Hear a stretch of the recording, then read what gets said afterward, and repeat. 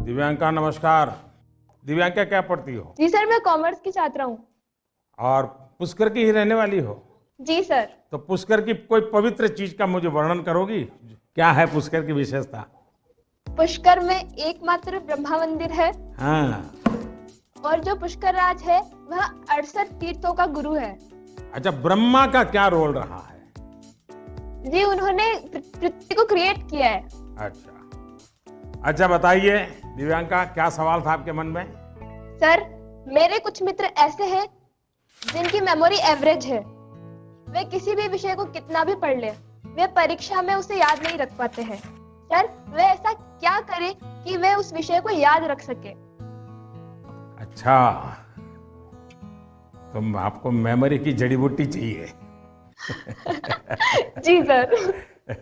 देखिए दिव्यांका, आप सबसे पहले अपनी डिक्शनरी से इस शब्द को डिलीट कर दीजिए। आप सोचिए ही नहीं कि आपके पास याद करने की शक्ति नहीं है। अगर आप खुद से जुड़ी कुछ घटनाओं को देखें तो आपको पता चलेगा कि वास्तव में आपको बहुत सारी चीजें याद रहती हैं।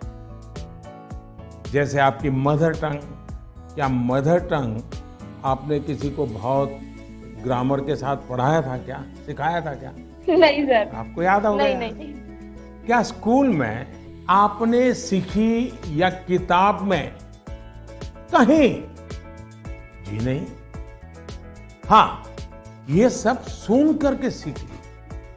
तो यही वो चीजें हैं। जरा सोचिए कि आपको जो पसंद है, क्या इन चीजों को याद रखने के लिए आपने कभी कोशिश की थी?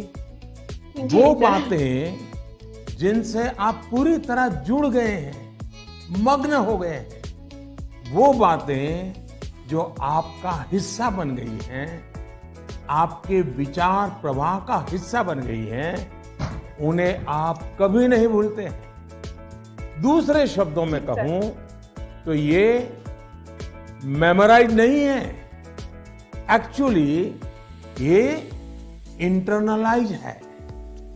और इंटरनलाइज करना यही इसका एक अच्छा रास्ता है। और इसलिए आपको याद करने पर जोर देने के बजाय आपको उसे जीने की कोशिश करनी चाहिए। सहजता, सरलता, समग्रता के साथ। आपके पास भी वही सारी शक्तियां हैं जो किसी बहुत टैलेंटेड व्यक्ति के पास होती है। सोचिए, अपने भाई या बहन के साथ अगर आपका झगड़ा हुआ हो तो वो आपको एकदम याद रहता है, आप उसे भूलते नहीं है। यहां तक कि आपको यह भी याद रहता होगा कि उस समय आपके भाई बहन ने कौन से कपड़े पहने थे, आप खड़े खड़े लड़ रहे थे कि दौड़ते हुए लड़ रहे थे, सब याद होगा। एक एक वाक्य याद होगा। जी सर। यानी इसका एक मतलब यह है कि आप उसमें फुली इन्वॉल्व थे, आप उस क्षण को पूरी तरह जी रहे थे।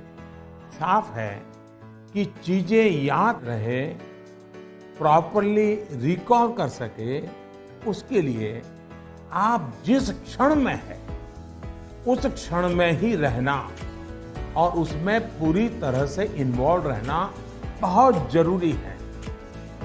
यानी हम पढ़ाई कर रहे हैं, किताब हाथ में है और मन है खेल के मैदान में, सहेलियों के साथ, दोस्तों के साथ, फिर तो मामला गड़बड़ हो जाता है।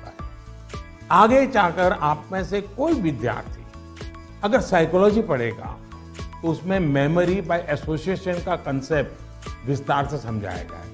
आप याद कीजिए कि स्कूलों में सुबह असेंबली में राष्ट्रगान होता है।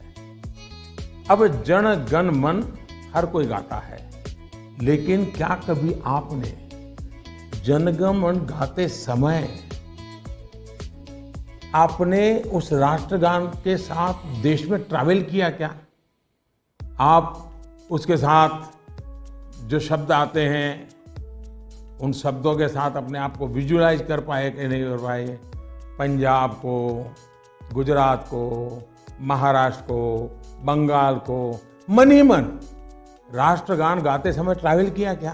आपको एकदम से याद होना शुरू हो जाएगा। मन ही विजुलाइज करेंगे तो आपको अच्छे से याद रह जाएगा। इसका तो एक फायदा और होगा, आप इस देश के साथ भी एकाकार होते चले जाएंगे। यानी इन्वॉल्व, इंटरनलाइज, एसोसिएट और विजुलाइज।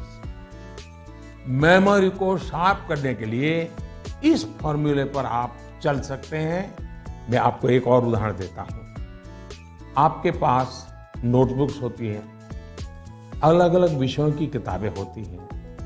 आप जब भी घर से निकले, ये तय करके निकले कि बैग में इतने नंबर पर इस विषय की नोटबुक होगी और इतने नंबर पर इस विषय की किताब होगी।